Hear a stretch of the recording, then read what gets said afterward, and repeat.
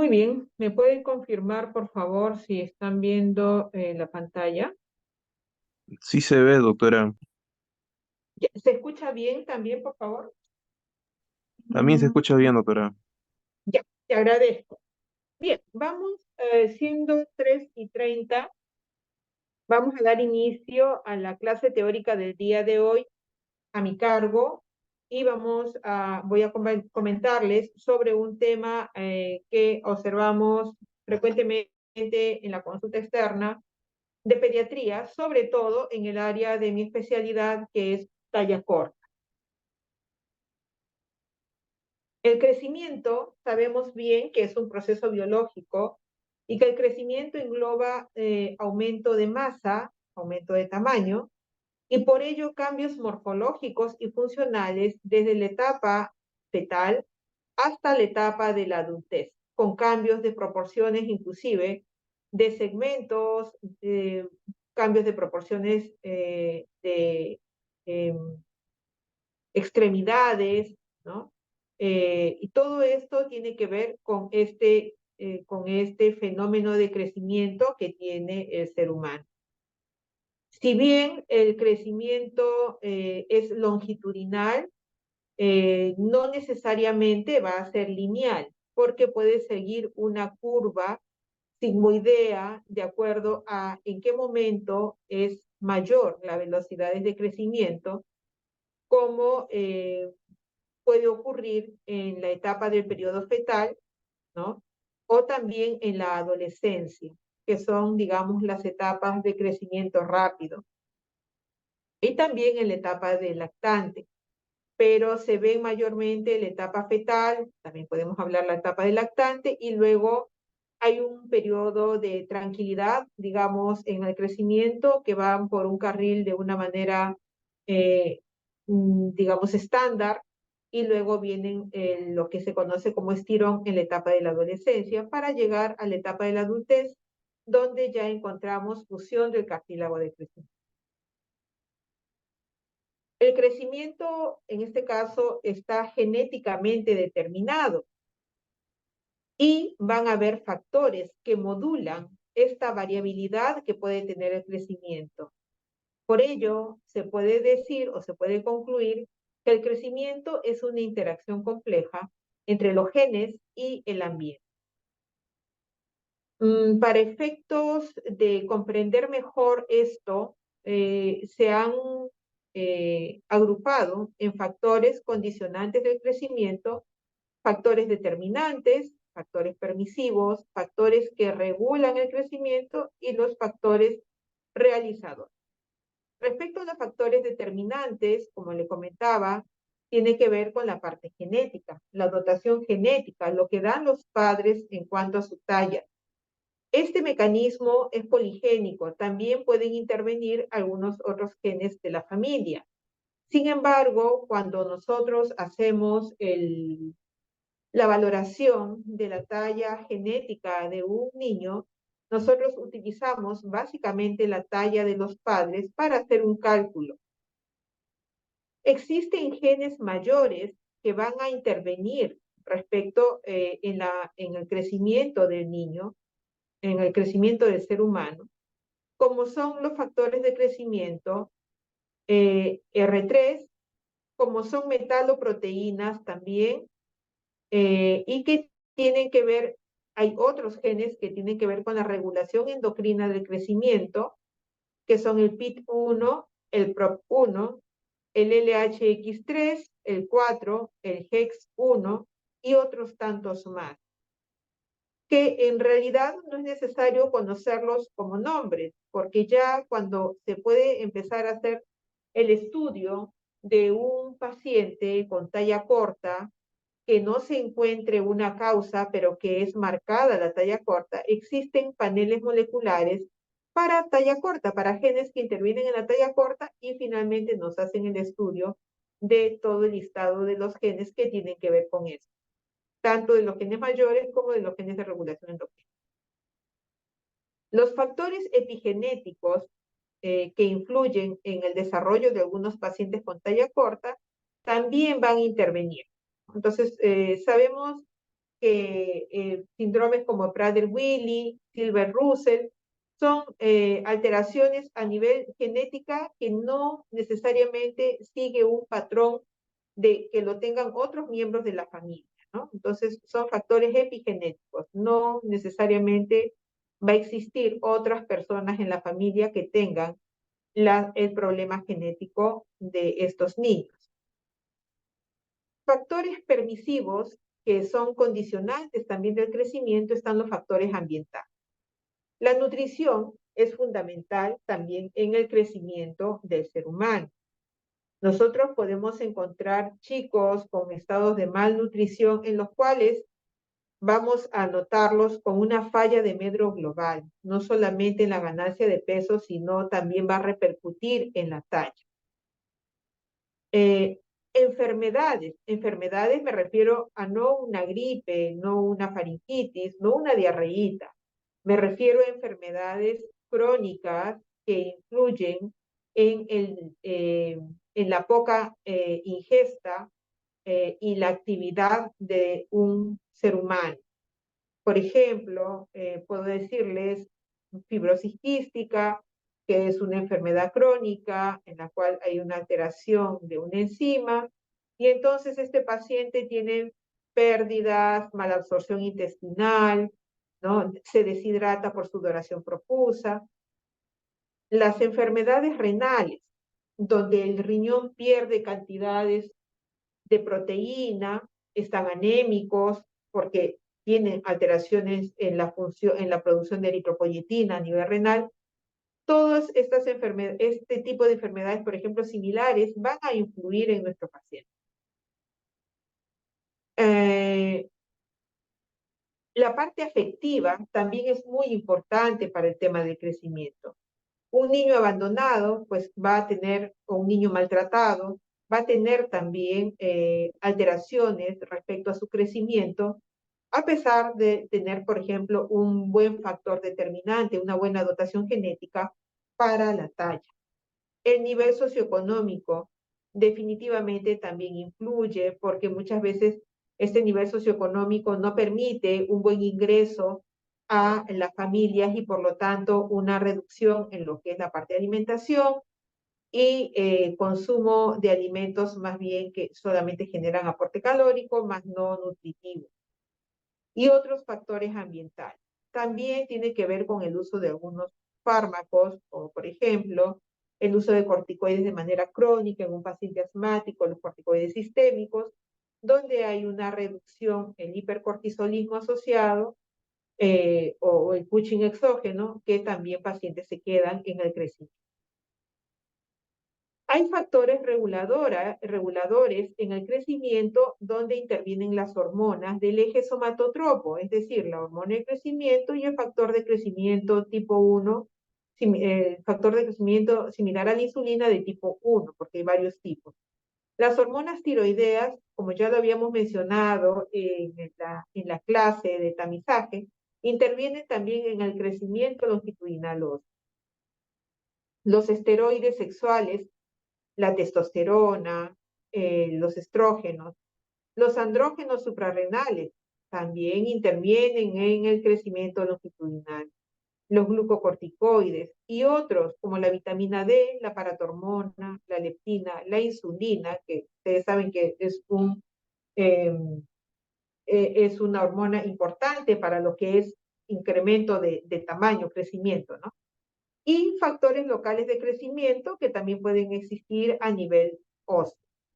Por último, tenemos los factores realizadores, que en realidad a lo que se refiere son los órganos efectores donde se da el crecimiento, donde actúa la hormona de crecimiento, que es en realidad el cartílago, ¿no? El cartílago de crecimiento.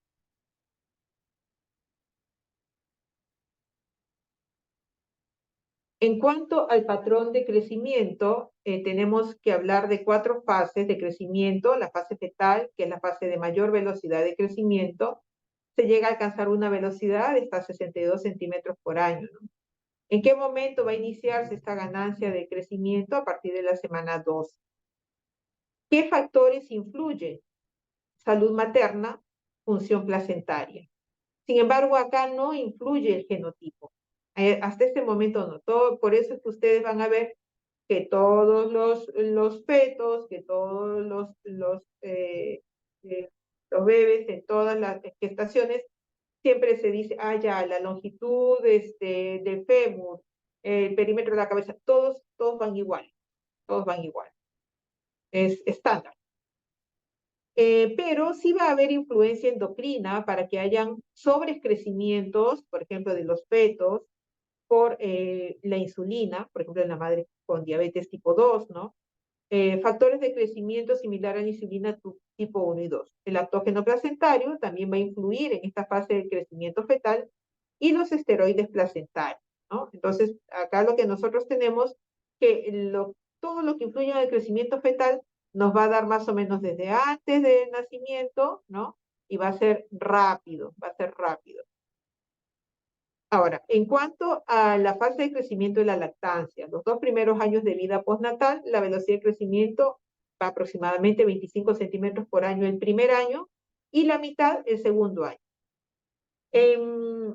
¿Por quién está regulado? Está regulado por el estado nutricional, también por el eje somatotropo, ¿no? Después de estos 2 años, se empieza a canalizar el crecimiento por el genotipo, es decir, ya cuando empieza el nido, ¿no? Los chicos empieza uno a darse cuenta que chiquito se empieza a quedar un poco en el carril que le corresponde a la talla genética si todo está bien. Luego tenemos la etapa de la infancia, donde la velocidad de crecimiento se estabiliza de 5 a 7 centímetros por año. Claro que el genotipo influye, interviene en esta etapa y también va a estar regulado por el eje somatotropo, es decir, su producción de hormona de crecimiento. Los ejes tiroideo y adrenal también van a tener una función aquí. La etapa de la pubertad es la activación del eje hipotálamo hipófiso gonadal, el incremento de andrógenos y estrógenos y el aumento de secreción de hormona de crecimiento y de IGF-1 que es estimulado por estas hormonas, ¿no? Entonces, al final tenemos estos patrones de crecimiento donde inicialmente tenemos el crecimiento fetal, cómo influye la hormona de crecimiento hasta el final del cierre del cartílago de crecimiento y los esteroides sexuales que intervienen en la etapa de la adolescencia. Ahora, la hormona de crecimiento es específica para cada especie animal, ¿ya? La hormona de crecimiento humana está codificada por un fragmento de ADN, donde se localiza en el cromosoma 17 y tiene 5 genes y 5 exones también cada gen. Está formada por 191 aminoácidos. En el caso del gen de la hormona de crecimiento, el gen 1, es el único encargado de la producción de hormona de crecimiento hipoficiaria por quienes, por las células somatotropas que están en la hipófisis anterior. ¿Ya? Entonces, eso es lo que tenemos.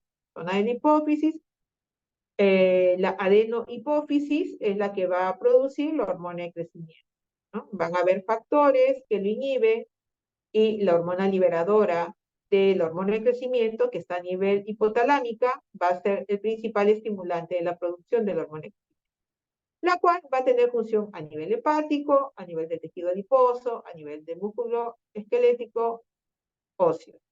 ¿Sí?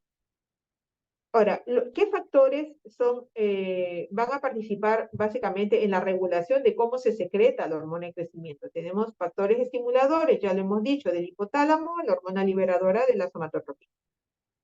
La hipoglicemia también es un factor estimulador de hormona de crecimiento. Por eso, cuando hacen los chiquitos y con la hipoglicemia neonatal, se espera en aquellos que tienen el eje intacto que la hormona de crecimiento se eleve. Aumento de aminoácidos en la sangre va a elevar la elevación de la arginina también produce aumento de hormona de crecimiento. Por eso es que en algunos chiquitos que dicen, no está creciendo bien, dale arginina. El ayuno también, las deficiencias proteicas van a estimular a la producción de hormona de crecimiento. El traumatismo, el estrés, el ejercicio, la testosterona, estrógeno, en la etapa de la adolescencia, y el sueño profundo, estadios 2 y 4, desde el estadio 2 al 4, y la grelina. Eso significa que los chicos deben de descansar también temprano, por eso se insiste en eso. Factores inhibidores, la somatostatina, la hiperglicemia, aumento de ácidos grasos libres en sangre, el envejecimiento, la obesidad, la hormona de crecimiento exógeno va a inhibir la hormona de crecimiento autónoma y la somatomerina también. Entonces, habíamos hablado como un pincelazo de qué es lo que hacía la hormona de crecimiento a cada nivel, ¿no? Entonces, las hormonas de crecimiento y la IGF-1 van a tener acción a nivel hepático, aumentando la glucosa plasmática. Cuando yo doy hormona de crecimiento en el tratamiento, debo de monitorear la glucosa. Va a aumentar ácidos grasos libres plasmáticos, la urea plasmática también, y va a reducir los aminoácidos plasmáticos a nivel hepático. A nivel del tejido graso, va a disminuir la captación de glucosa y va a aumentar la lipólisis. Entonces, con esto hay disminución de la adiposidad. A nivel musculoesquelético, capta glucosa, de manera disminuye esta captación. Va a hacer que se incremente la captación de aminoácidos, así como el incremento de la proteosíntesis. Por lo tanto, vamos a tener más masa magra, más masa muscular. A nivel óseo, aumenta la captación de glucosa, la síntesis de ADN para más células, la proteosíntesis, aumento del condroitin sulfato y aumento del tamaño y número de los condrocitos. Por lo tanto, genera un incremento del crecimiento lineal del hueso. También a nivel de otros órganos, incrementa el tamaño y el número celular, síntesis de ADN y proteosíntesis. Por lo tanto, va a incrementar el tamaño y función de otros órganos. Por lo tanto, debemos tener esto en consideración cuando un paciente recibe hormona de crecimiento también. Pero hay otras hormonas que intervienen también en la talla, en el crecimiento longitudinal. Ya lo hemos dicho, las hormonas tiroideas, los glucocorticoides, las hormonas sexuales y la vitamina D. Muy bien, talla corta en realidad es preferible hablar sobre hipocrecimiento, porque a veces, como les voy a mencionar ahora, no, el paciente no necesariamente tiene talla corta. Bien, entonces, hablamos de talla corta cuando la longitud del individuo está por debajo de -2 desviaciones estándar o por debajo del percentil 3 para la edad y para el género. ¿Ya? Ahí recién hablamos de talla corta. Pero también podemos decir que el paciente tiene talla corta si en su longitud está por debajo de -2 desviaciones estándar para su talla genética, para su talla diana. Aún se encuentre dentro de las 2 desviaciones estándar de la población. Es decir, yo puedo tener un chico que esté en el percentil 25 para su edad, para su género, pero a él le corresponde estar en el percentil 75 porque sus padres son altos. Entonces, ese chico hay que estudiarlo porque posiblemente tengamos menos de 2 desviaciones estándar si le hacemos el cálculo y hay que ver por qué motivo él está más bajo que lo que le corresponde estar. La velocidad de crecimiento también es otro factor que utilizamos para ver el hipocrecimiento de un chico. La velocidad de crecimiento menor de -1 desviación estándar, lo cual significa en el percentil 25 para la edad y para el sexo, que se mantenga por lo menos durante 2 años independiente de su talla, también estamos hablando de hipocrecimiento y también debemos de evaluar este estado de nuestro paciente. Y por otro lado, que durante la predicción de la talla adulta, ésta se encuentre por debajo de -2 desviaciones estándar a su talla genética. Eso significa que, por ejemplo, yo tengo un adolescente que está caminando aparentemente en el percentil 25 y que le toca el percentil 60, ¿no? Y está caminando en el percentil 25, pero yo tengo la edad del hueso atrasada y sí me llega al percentil 60. Ah, ya, ok, entonces este chico puede tener un retraso constitucional de crecimiento. Pero puede tener también la otra situación, de que la edad del hueso más bien tenga un adelanto de más de 1 año, o sea, 2 años de adelanto.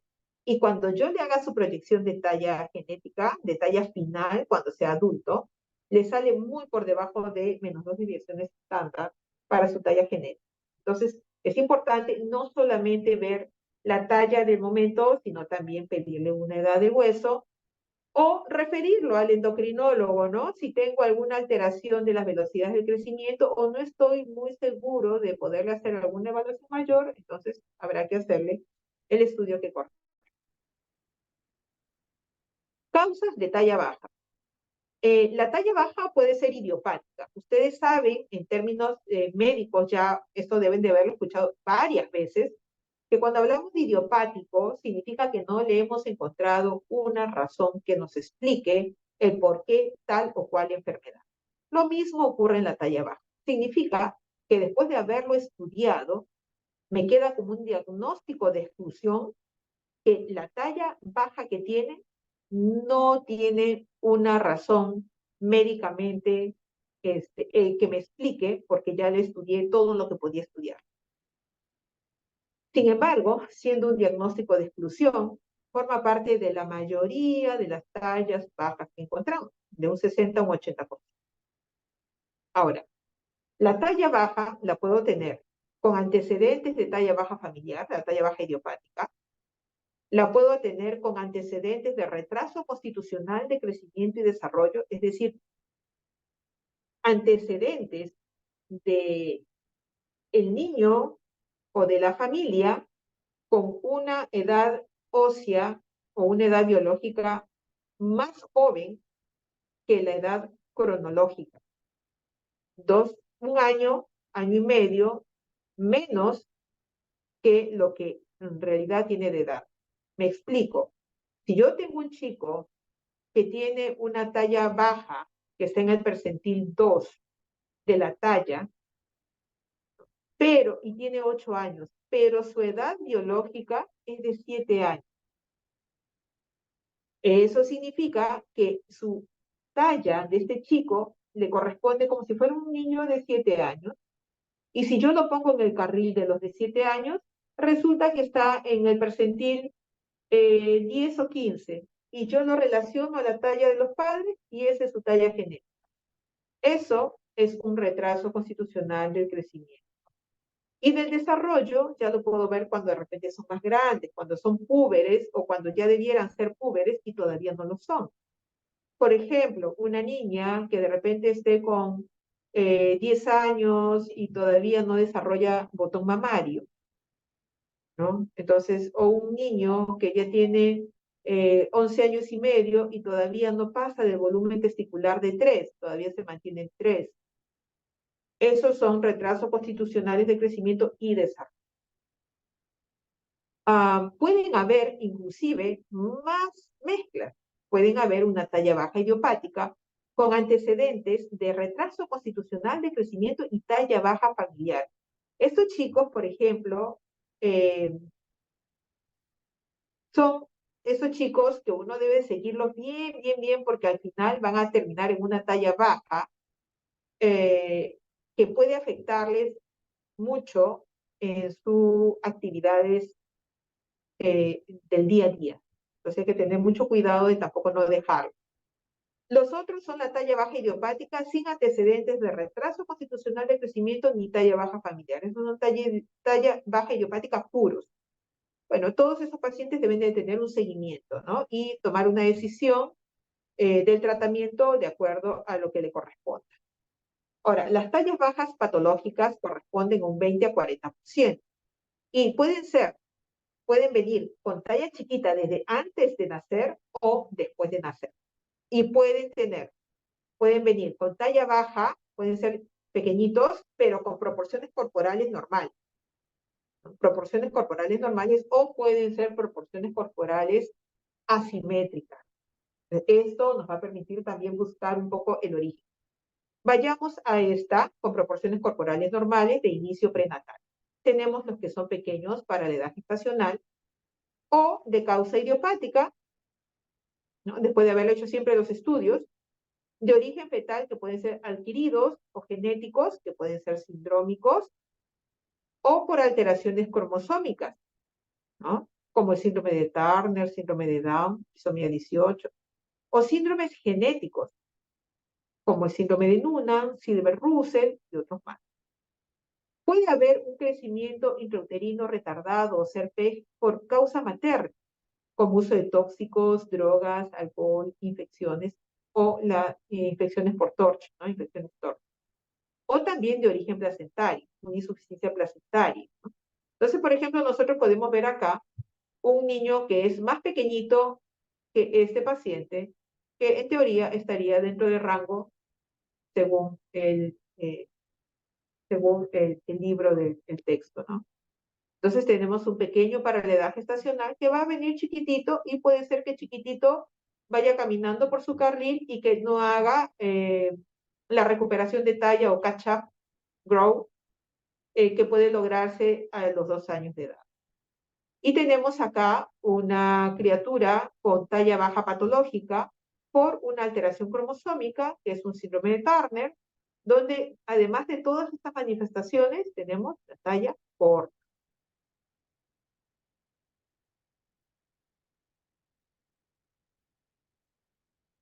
De inicio postnatal tenemos la malnutrición y los déficits de micronutrientes, ¿no? Una enfermedad sistémica, crónica, recurrente, cardiopatías, enfermedades gastrointestinales, enfermedades hepáticas, enfermedades renales, enfermedades de causa endocrina, como por ejemplo el hipotiroidismo en este paciente, ¿no? Esto es un problema nutricional en esta niña, por ejemplo, ¿no? Enfermedades metabólicas, como errores innatos de metabolismo, psicosociales de privación emocional y iatrogénicas, ¿no? Lo que le comentaba, ¿no? Glucocorticoides sistémicos de larga edad. La quimioterapia, la radioterapia. Estas son las que son proporcionales, pero son de inicio postnatal. Y luego tenemos con desproporción de segmentos corporales, ¿no? Tenemos esto ya son las displasias esqueléticas. Cuando ustedes encuentren desproporción de segmentos corporales, eso es displasia esquelética. Osteocondrodisplasia, ¿no? Entonces, acá tenemos acondroplasias, hipocondroplasias, colagenopatías, enfermedades óseas metabólicas como el raquitismo, alteraciones vertebrales congénitas o adquiridas también, ¿no? Entonces, en historia clínica de una talla baja, nosotros debemos tomar antecedentes personales del embarazo, de la somatometría al nacer. Es importante ver la tarjeta de crecimiento para poder definir si el niño que estoy atendiendo tiene el antecedente de ser PEG para edad gestacional, porque si fuera así, no necesitaría ampliar mayores estudios. El periodo neonatal, si ha tenido hipoglicemias o ictericia, para pensar en un déficit de hormona de crecimiento. Enfermedades crónicas de los diferentes aparatos y sistemas y el uso de tratamientos sistémicos también. El antecedente de traumatismo cráneoencefálico que sean graves o lesiones del sistema nervioso central que me explique una alteración a nivel de la hipófisis que vaya a generarle un déficit de GH o TSH. GH es hormona de crecimiento. Y los fármacos que ya los habíamos mencionado, ¿no? Ahora, la otra cosa que debemos preguntar es cuánto tiempo viene con el problema de la talla. Por eso siempre igual, no es porque venga talla baja y solamente se le mide. ¿Desde cuándo no crece bien? No crece bien desde los 3 años que ya se empezó a encarrilar y la mamá es bajita y el papá es bajito. O, o es antes, o es desde que nació, ¿cómo es, no? En los pequeños, para edad gestacional, como les mencionaba, comprobar si hubo recuperación de la talla. Y eso es con una tarjeta de crecimiento. La otra cosa es ver la evolución del desarrollo puberal, lo que les mencionaba. Bueno, cuando existe retraso puberal, también va a demorar el estilo puberal, ¿ya? Sobre todo cuando hay retraso constitucional de crecimiento y desarrollo.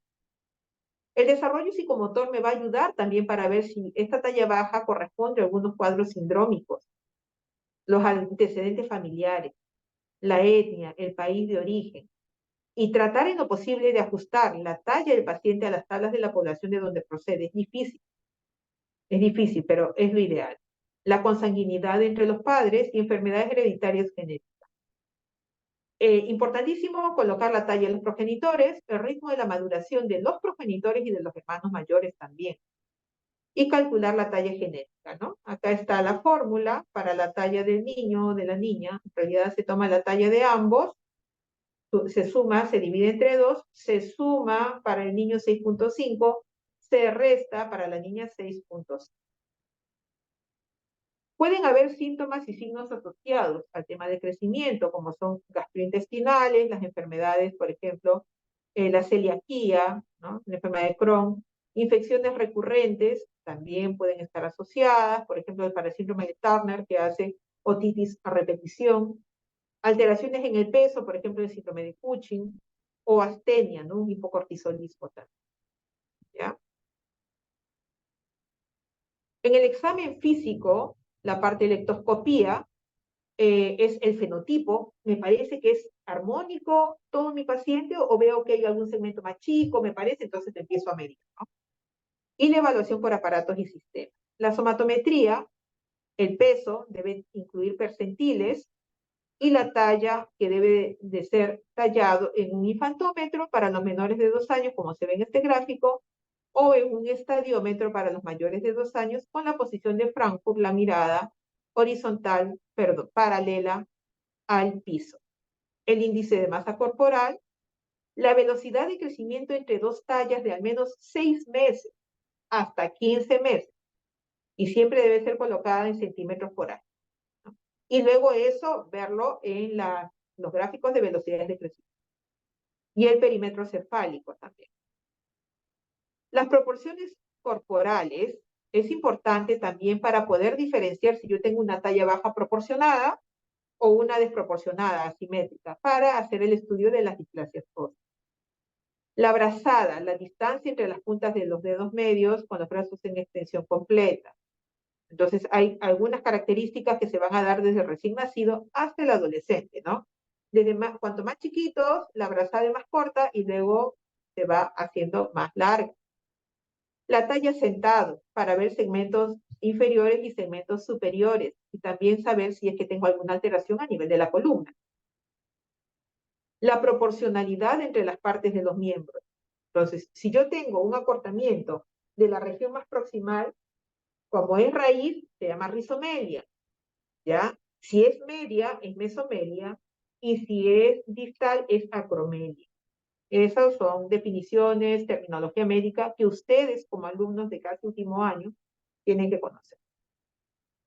Y la tensión arterial que debe ser tomada para los casos de sospecha de síndrome de Cushing. ¿Qué exámenes necesito? Una edad del hueso, más la parte distal del antebrazo para ver si es que hay alguna alteración en los huesos largos. El perfil tiroideo, cortisol, bioquímica, hemograma, zinc en sangre, inmunoglobulinas, anticuerpos antitransglutaminasa para descartar un Crohn, factores de crecimiento, examen de orina, coprológico seriado y series óseas.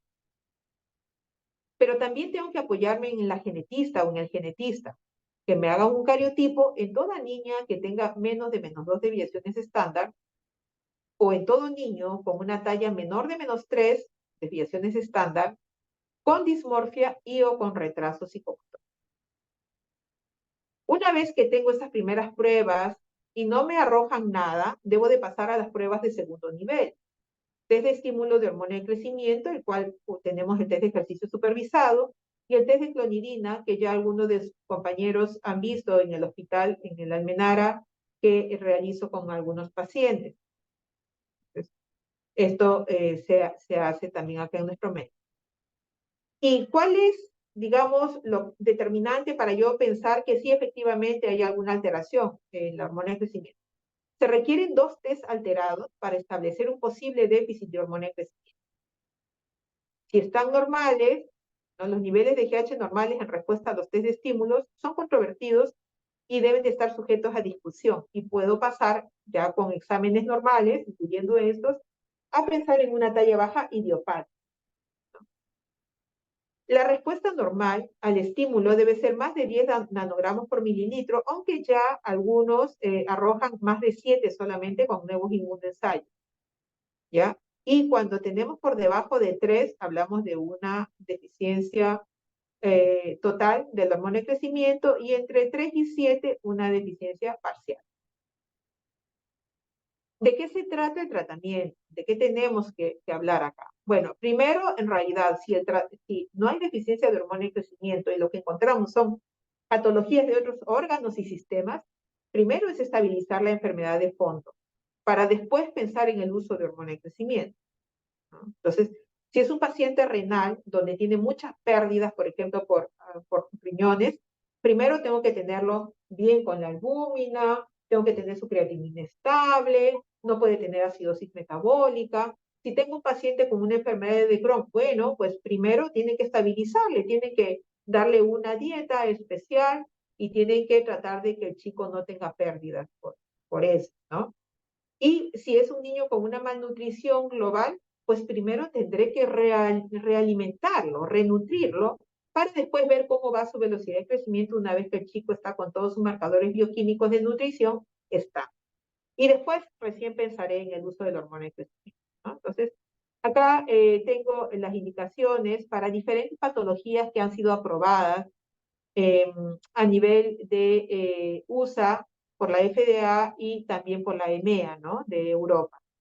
Entonces tenemos para el déficit de hormona de crecimiento definitivamente hay una indicación, para el síndrome de Turner, para la insuficiencia renal crónica en niños prepuberales, para el síndrome de Prader-Willi, para los niños que nacieron PEG pero que no lograron su catch-up growth, o sea, su recuperación de talla, enfermedades que están inmersas dentro de la amplia insuficiencia del gen SHOX, la talla baja idiopática, el síndrome de Null. Es importante tomar en cuenta también las contraindicaciones. Si hay una neoplasia activa, un tumor, si hay embarazo, lactancia o si la maduración ósea está completa, no se debe de indicar hormona de crecimiento. ¿Ya? ¿Hasta cuándo? Edad 12, 15 a 16 años en los varones, 14 años en las chicas y o una velocidad de crecimiento menor de 2 centímetros por año. Los beneficios, bueno, esto va a depender del diagnóstico en realidad, ¿no? ¿Ya? Y el seguimiento es importante, el seguimiento de una radiografía anual, el analítico, en realidad, bueno, ellos lo hacen anuales, nosotros acá lo hacemos un poco más seguido, entre cada 3 meses o cada 6 meses, estos exámenes de seguimiento. Muy bien, entonces esto es lo que yo quería mostrarles respecto a esta patología, que puedes explicarnos de repente más bien otras cosas. ¿Sí?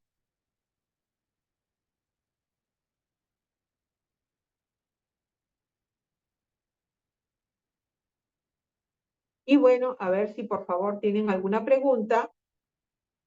Doctora, disculpe, Escucho. usted mencionó que se necesitaban dos test alterados para determinar que es por deficiencia de hormona de crecimiento. ¿Qué test alterados? ¿Los de segundo nivel? Bueno, depende de cada centro. Depende de cada centro. Idealmente sería, por ejemplo, hacer el test de ejercicio con propranolol para incentivar la producción de la hormona de crecimiento. En el hospital no lo tenemos, entonces hacemos solamente el test de ejercicio simple, que es con 20 minutos de actividad física, un examen basal y luego los 20 minutos exactos de haber terminado la actividad física. Y el segundo es el de clonidina, ¿no? Que lo hacemos también en el hospital y que con ese test nosotros entonces, si el primero nos salió normal, ya no pasamos al de clonidina. Si nos salió con deficiencia, entonces paso al de clonidina. Y si ese me sale en deficiencia, entonces sí tiene una deficiencia de la hormona de crecimiento y la dosis va a variar. Y además tengo que hacerle el estudio de la resonancia magnética porque tengo que saber por qué motivo tiene la deficiencia de la hormona. De repente tiene una hipófisis chiquita, de repente hay una masa que me está presionando la hipófisis y que no deja que se libere la hormona, ¿no? Entonces, eso es para los test. Ahora, si el test de clonidina me sale bien, me sale que produce, entonces definiré, es una talla baja idiopática. Entonces, si es que ya descarté todas las otras patologías, es una talla baja idiopática con problemas de familia de talla baja, con retraso constitucional de crecimiento en la familia, o sin nada de eso y es una talla baja idiopática pura. Y lo veo. Y hago un seguimiento de la velocidad de crecimiento, por lo menos 2 años, como dicen, pero si el chico ya está un poco grande, a veces nosotros lo acortamos esa velocidad, esa observación de la velocidad de crecimiento hasta 1 año.